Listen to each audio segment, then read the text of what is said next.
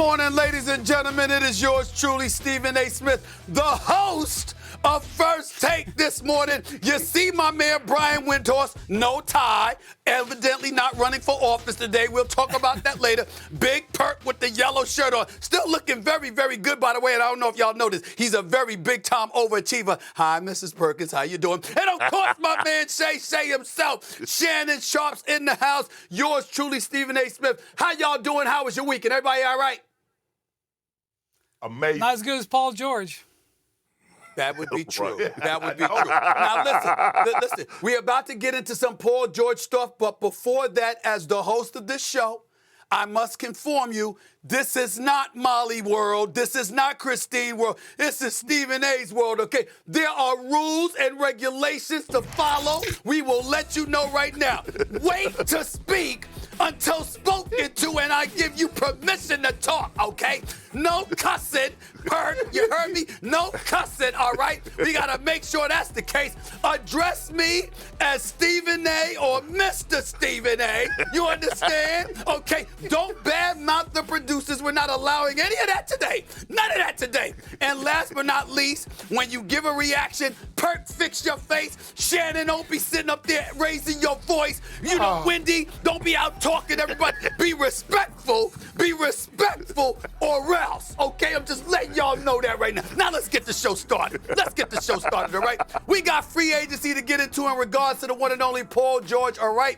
Just last night, he's agreed to a 4-year, $212 million maximum contract with the Philadelphia 76ers. Sources tell ESPN early Monday morning. George's deal, which sources said includes a player option on the final season in 2027-2028, brings him back to the Eastern Conference to partner with MVP center Joel Embiid and all-star guard Tyrese Maxey, who, according to Woj, our very own Adrian Wojnarowski, just agreed to a 5-year, $204 million max extension, all right? Look at this right here. The 76ers were 12-1 to win the title before agreeing to a deal with Paul George, but they're now 8-1 behind only the Celtics and the Denver Nuggets. Shannon Sharpe, we'll start with you. How big is this Paul George 76ers deal in your estimation? Ginormous. But everything, when we talk about the Sixers, we know guys, Perk, Wendy, Stephen A., everything is predicated on Joel Embiid's health.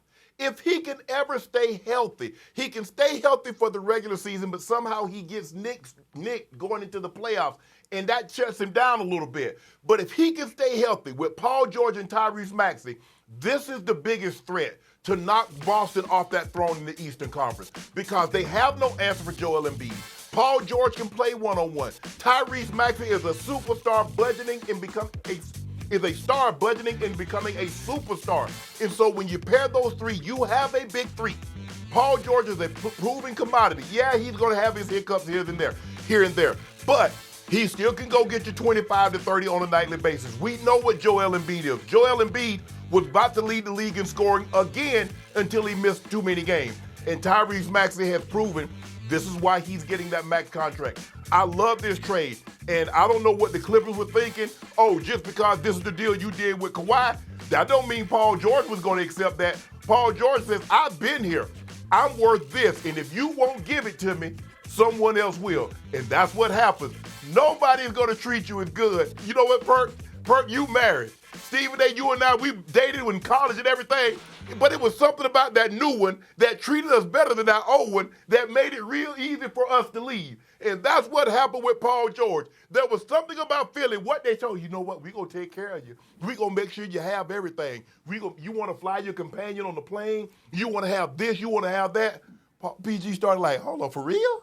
Y'all going to do all that for me? Little old me? Bye, Clippers. Bye, Kawhi. Even though Kawhi wanted him, and boy, look at that massive haul that they gave up. This might be the worst trade in epic proportions. We're going to look back later and see what they gave up to Paul George and what they got out of this. Woo! But Philly, they're dancing in the streets of Philadelphia because Paul George could possibly be that missing piece. I love it. Wendy, before you chime in, I want to remind everybody it's not just about the money. It's not just about the additional years. taxes are 14.4% state income tax in the state of California. It's significantly less in the state of Pennsylvania. Go ahead, Wendy. Floor is yours. Yeah, so to put this in the parlance of our times, both the 76ers and Paul George swiped right here, and they were each other's only match. If you look at it, there was only one team that could give Paul George a max contract in a straight signing. They didn't need a sign and trade, didn't need the Clippers' cooperation, because even the Magic, they were going to get a meeting with him, and they went ahead and made another move. They knew they weren't getting him. That was the one place that Paul George could go to. If you're Philly, ever since they traded James Harden at the beginning of last season, they were going for cap space this summer. There was only one max-level free agent that they were really interested in. It was Paul George, and it had to work out that the two of them were available for each other, and it did. And the fit is tremendous, because if you're in the Eastern Conference and you're looking up at Boston and you're looking up 95 and what the Knicks have built, you need a wing player. You need a wing player that can play both ends of the court. Yes. Paul George is maybe the prototypical player. He's coming off a season where he played 74 games and had the best shooting season of his career. It fits perfectly. And look, we heard Paul on his podcast a week or so ago talking about how the fit was important. The fit here is perfect. He fits alongside Tyrese Maxey beautifully. And congratulations to Tyrese. Woj tells us he's got a $204 million deal this morning. He has absolutely earned that. He fits next to Joel Embiid as the wing in between the point guard and the big man. And you have got a bona fide contender here. Now, they've got to build out this roster, and they've obviously, as Shannon said, got to be healthy. But you look at this team, you look at Philly, New York, Boston. The Northeast is now a power center in the NBA. It happened because the new CBA squeezed the Clippers and opened the door for Philly. And here we are. Get ready for the Eastern Conference to be more of a factor going forward. The Philadelphia 76ers, they were already a dime piece, okay? On the wake up, you look up, no makeup, no eyelashes, no nothing. They was a dime piece. All of a sudden, you get Paul George, they became a 11. With the most important position in the NBA when it comes down to winning the championship, the wing position. How valuable is that? It's very valuable. We go look at the past champions from the Denver Nuggets. They had to have Aaron Gordon. We look at the Boston Celtics, Jason Tatum and Jaylen Brown, two-way players. They just landed that in Paul George, and not just a two-way player, an all-NBA caliber player in Paul George, a guy that could do it on both ends at an elite level. So when I'm looking at the Philadelphia 76ers, yes, they're knocking at the door, and they're right there on the heels of the Boston Celtics and the New York Knicks like a pair of church socks. This was a hell of a pickup by Daryl Morey. And when it comes down to it, think about this for a second. Also, signing Kelly Oubre back, who played phenomenal basketball for them this past postseason and this past season. Getting Paul George, maxing him out, playing alongside Tyrese Maxey and Joel Embiid is huge, for the simple fact that Paul George doesn't take away from those guys. Paul George could play without the ball in his hands. He doesn't have to be ball dominant. And so now when you look at what the 76ers and Daryl Morey is doing, it's a great deal. And let me say this about Paul George.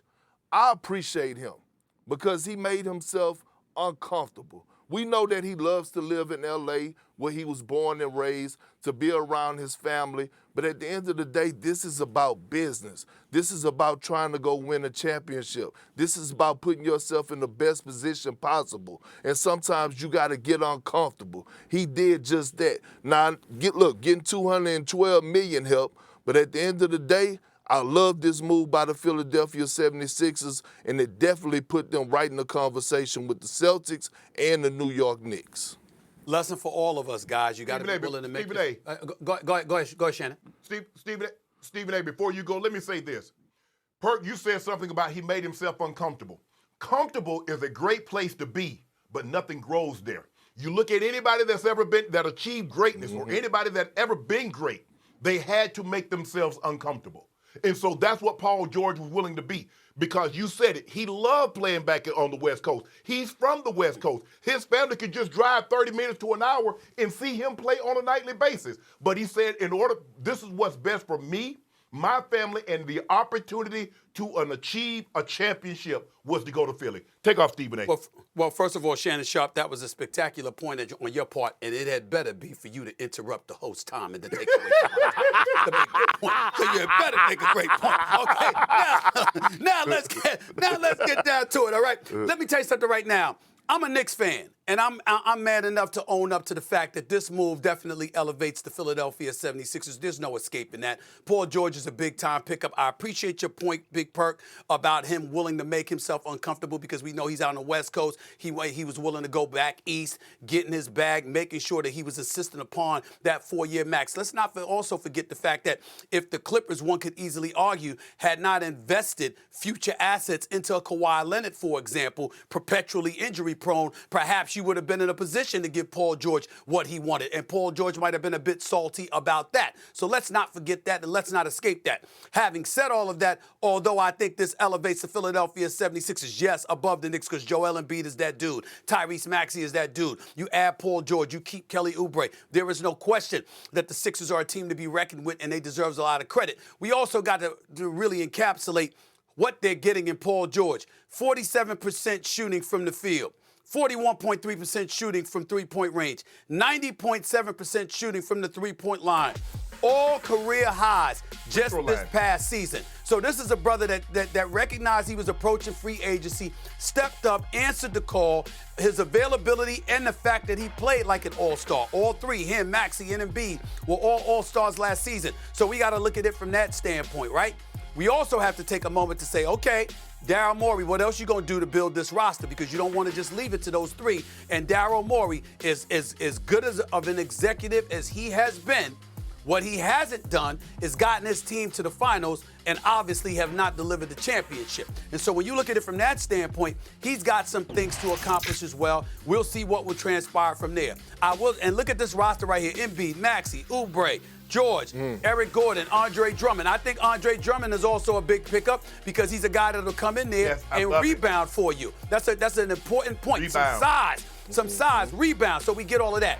I also think it's important to point out, and I'll come back to you on this, Wendy, do we use this as an opportunity to talk about the Clippers and Lawrence Frank and ask the question, what the hell were they doing? Because you have a situation where Paul George ended up in Philly, but the Golden State Warriors had received permission weeks ago to talk from the Clippers to talk to Paul George. And when you hear what you hear emanating out of Golden State is like, yo, they offered players. It could have been a Wiggins. It could have been even a Kuminga or a CP3, a combination of some sort, right?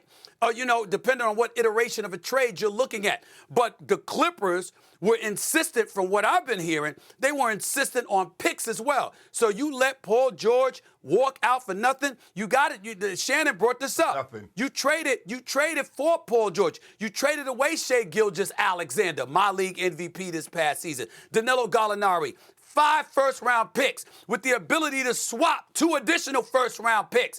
And these years later, with 1 conference finals appearance and nothing else to show for it, in all the years that he's been in Los Angeles, you let this man walk out the door for nothing? This is one of those days where we got to ask this question about Lawrence Frank.